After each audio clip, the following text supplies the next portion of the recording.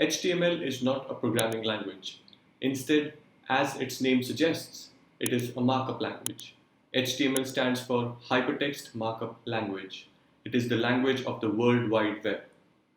HTML informs the web browsers how to display and format text, images, videos, etc. on a web page.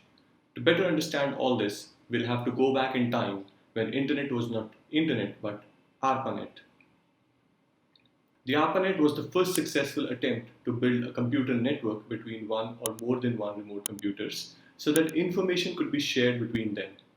Initially, the information was simple text or documents, but when internet came into existence and the internet was made available for general public use, a need for more formats was felt. And during that time, there was no standard defined for information sharing formats, so it quickly led to a lot of chaos. That gave Tim Berners-Lee an idea.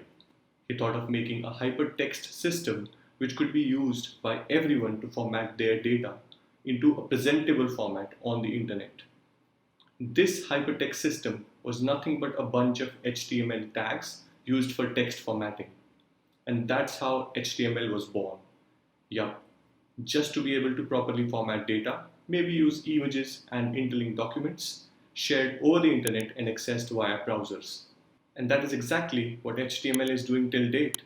HTML is made of numerous tags, which are its commands, enclosed within angle brackets. For example, a p tag informs the browser that the text enclosed within the tag should be treated as a paragraph. HTML had 5 versions till now, starting from HTML1 to the latest, which is the HTML5 version.